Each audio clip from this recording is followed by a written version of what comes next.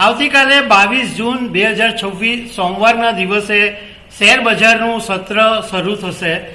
હમણાં ઘણી બધી એવી બાબતો છે કે જેને કારણે રોકાણકારોને એવું થશે કે સોમવારે બજાર કેવું ખુલશે, કારણ કે અમેરિકા ઈરાનનું ટેન્શન ઓછું નથી થતું, વિદેશી સંસ્થાકીય રોકાણકારોનું વલણ કેવું રહેશે અને ટેકનિકલ ફેક્ટર શું કહે છે એ બધી બાબતો મહત્વની છે।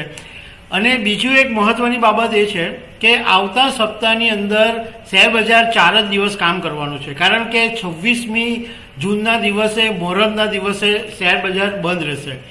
એટલે સોમ, મંગળ, બુધ અને ગુરુ 4 જ દિવસ બજાર કામ કરવાનું છે।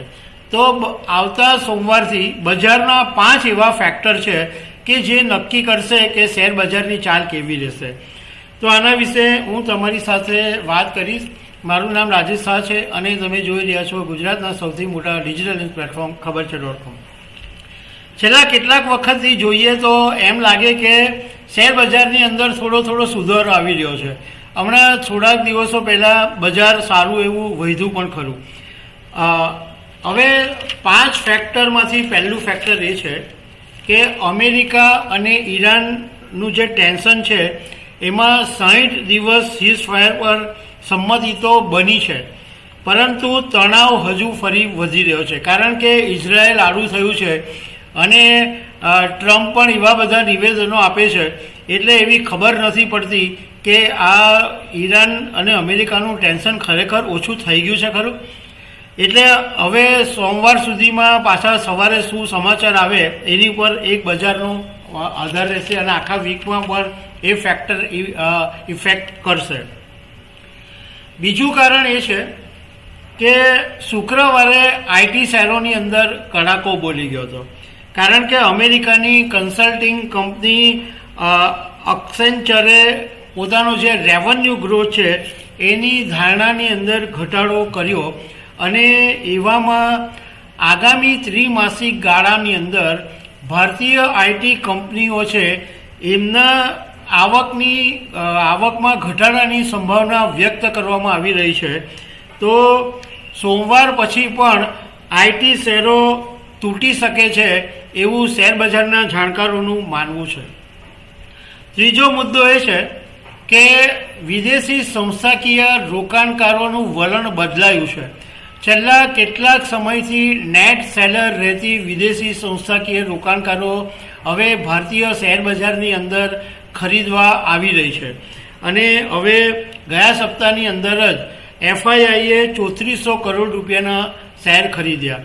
રિઝર્વ બેન્કે તાજેતરની અંદર કેટલાક સ્ટેપ લીધા એની પોઝિટિવ અસર પડી રહી છે એવું બજારના લોકોનું માનવું છે અને સ્થાનિક સંસ્થાકીય રોકાણકારોએ 7100 કરોડ રૂપિયાના શેરો ખરીદ્યા। એટલે વિદેશી સંસ્થાકીય રોકાણકારોનું નેક્સ્ટ વીકમાં શું વલણ રહે છે એ પણ એક મહત્વનો મુદ્દો રહેશે। જો એફઆઈઆઈની ખરીદી રહેશે તો બજાર ઉપર બી આવી શકે।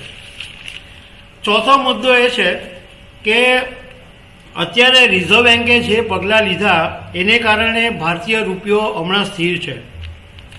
શુક્રવારે 94.32 પર રૂપિયો સ્થિર હતો અને આ પણ એક રાહતના સમાચાર માનવામાં આવે છે। પાંચમો મુદ્દો એ છે કે જે બજારના જાણકારો છે એમનું કહેવું છે કે નિફ્ટીનો જે બ્રોડર ટ્રેન્ડ છે એ અત્યારે પોઝિટિવ છે અને નિફ્ટી પોતાના 20 દિવસ અને 50 દિવસના જે એક્સપોન્શિયલ મૂવિંગ એવરેજ એટલે EMAની ઉપર ટ્રેડ કરી રહ્યો છે અને એને કારણે બજારમાં સુધારો આવે। અને ટેકનિકલ એનાલિસ્ટોનું કહેવું એમ છે કે નેશનલ સ્ટોક એક્સચેન્જના નિફ્ટીનો જે સપોર્ટ ઝોન છે એ 23,936, 23,870, 23,466, 23,345 અને 23,320।